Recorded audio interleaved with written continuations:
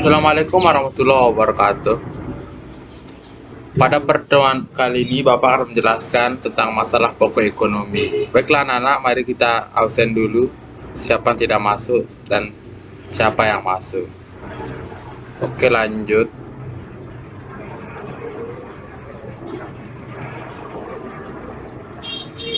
Oke, kali ini kita akan membahas SK dan KD.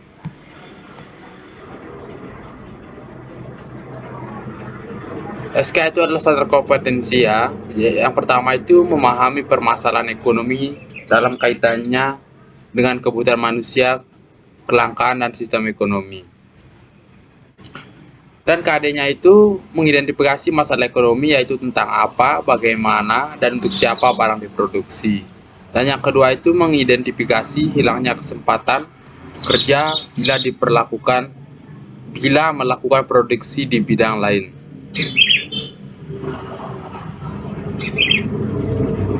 Baiklah anak-anak, kita akan menuju ke indikator. Oke, indikator di sini yaitu mengidentifikasi barang apa, bagaimana cara memproduksi, dan untuk siapa barang diproduksi. Bisa dipahami anak-anak? Oke, untuk mempersingkat waktu anak-anak, langsung saja kita ke masalah pokok ekonomi, materi pembahasan kita sekarang.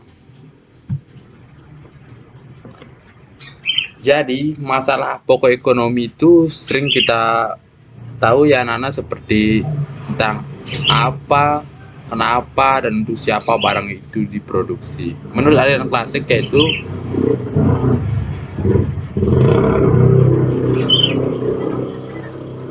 barang apa dan jumlah barang yang harus diproduksi watt. Nah, jadi karena sumber daya terbatas, masyarakat harus memutuskan barang apa yang akan diproduksi, buka kurung watt alias atau apa ya anak-anak. Jadi sangat tidak mungkin untuk memproduksi semua jenis benda pemuas kebutuhan. Setelah ditentukan apa yang akan diproduksi, kemudian diputuskan beberapa jumlah barang yang harus diproduksi, sehingga dapat ditentukan beberapa sumber daya dibutuhkan untuk proses yang diproduksi anak-anak.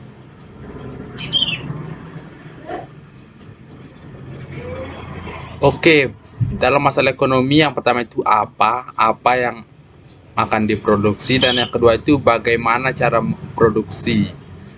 Misalnya pada pertanyaan sebelumnya apa, kita sudah tahu apa yang kita produksi seperti kelapa. Nah, dan bagaimana cara memproduksinya atau how. Jadi masalah dalam hal ini adalah teknologi atau metode produksi apa yang akan digunakan untuk memproduksi suatu barang, berapa jumlah tenaga kerja, jenis mesin, serta bahan mentah apa yang akan digunakan.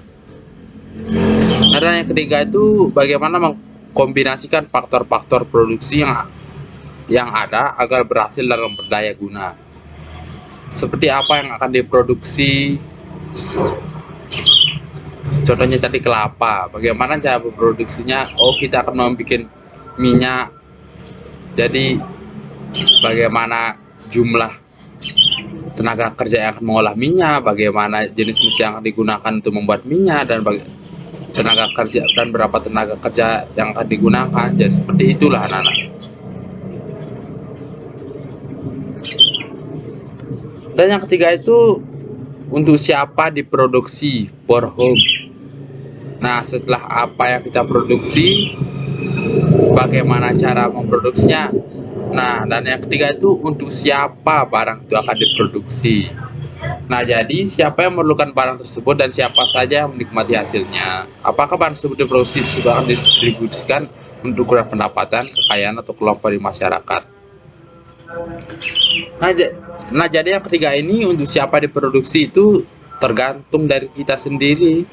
Seperti contohnya misalnya minyak kelapa diproduksi untuk siapa ini diproduksi, untuk ibu-ibu misalnya yang ke pasar, target penjualannya seperti itulah.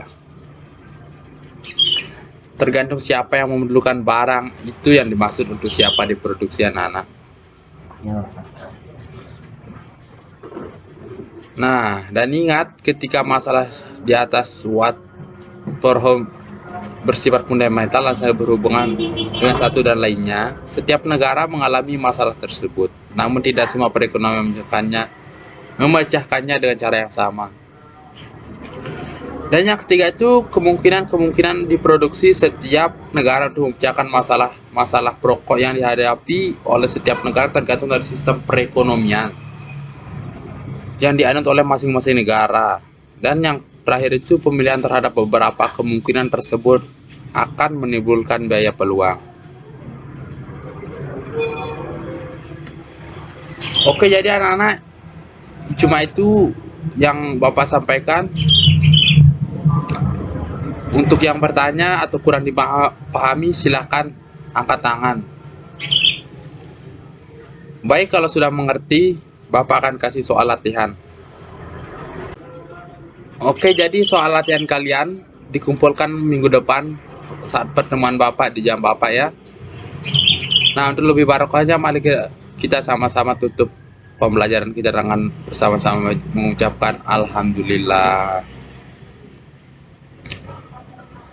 Oke, sekian dan terima kasih. Nanti Bapak akan koreksi tugasnya minggu depan, dikerjakan dengan baik dan benar. Sekian dan terima kasih.